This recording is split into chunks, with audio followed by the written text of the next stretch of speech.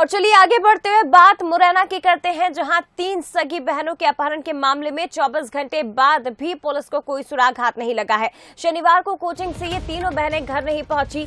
Sabalgarh police ने अपहरण का मामला दर्ज कर लिया है। लगातार तलाशी भी की जा रही है, लेकिन इस घटना के 24 घंटे बाद भी पुलिस के हाथ खाली है। पड़ोस के रहने वाले 2 युवकों पर गंभीर आरोप लगाए जा रहे हैं। पीड़िता के पति ने, आपको बात बता दें, पीड़िता के पिता ने पड़ोस के ही रहने वाले 2 युवकों पर गंभीर आरोप लगाए हैं। पड़ोसी युवकों से पुराना विवाद चल रहा था, तो ऐसे में संभावनाएं हैं कि उन युवकों ने ही तीनों बहनों का अपहरण किया हो।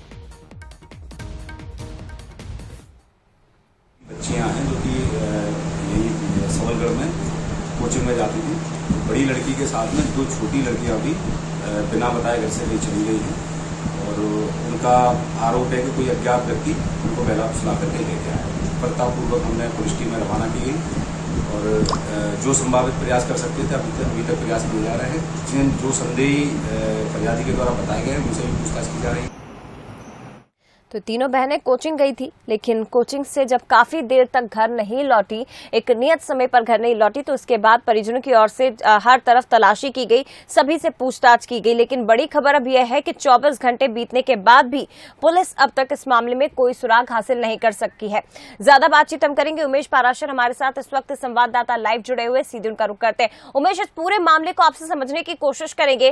क्या कुछ मामला, तीनों बहनें कोचिंग गई थी, कोचिंग से घर नहीं लौटी, 24 घंटे इस घटना को बीत चुके हैं, लेकिन पुलिस के हाथ अब तक कोई सुराग नहीं लगा।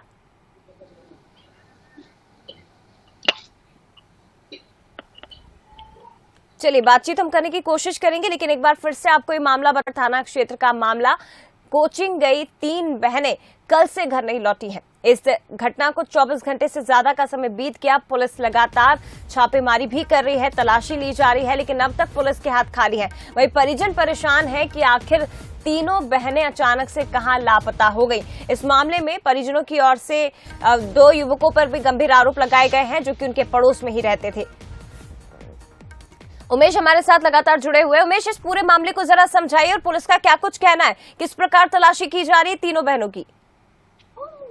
देखिए जया, मैं आपको बता दूं, ये पूरा मामला सबलगढ़ थाना क्षेत्र का मामला है और 24 घंटे बीत चुके हैं। 3 सगी बहनों का अपहरण हुआ था और जब ये बच्चियां कोचिंग जा रही थी, उसी समय जब ये घर नहीं पहुंची शाम तक, तो परिजन चिंतित हुए और उन्होंने आसपास के जो कोचिंग संचालक है उनसे बात की और जो उनके कोचिंग पे जो दोस्त है परिजनों से बात की, लेकिन कहीं जब शिक्षकों का कहना था कि आज वो बच्चे कोचिंग आए ही नहीं है।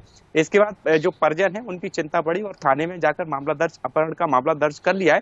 लेकिन 24 घंटे बीत चुके हैं, अभी पुलिस के हाथ खाली के खाले हैं। इसमें दूसरा एंगल ये भी निकल के आ रहा है जया, कि जो बड़ी बेटी है उनकी 15 साल की, वो घर से 50,000 रुपए लेके गई है। यानी कहीं ना कहीं जो अपहरण की जो मामला है उसको भी संदिग्ध पुलिस देख रही है और दोनों एंगलों से बात कर रही है। लेकिन 24 घंटे से अधिक समय बीत जाने के बाद भी तीनों बच्चियां अभी तक घर नहीं पहुंची है। अब जो परिजन है उनकी चिंता लगातार बढ़ती जा रही है। जो पीड़ित पिता है वो सरकारी टीचर है और उनकी ये तीनों बच्चियां हैं और वो लगातार एसपी ऑफिस में कल भी गए थे, आज भी गए हैं और लगातार तीनों बहनों की उम्र क्या है ये भी बताइए। और क्योंकि पड़ोस के 2 युवकों पर आरोप लगाए जा रहे हैं, तो क्या वो युवक भी घर पर नहीं है? उनके परिजनों का क्या कुछ कहना है? पुलिस ने उनसे पूछताछ की?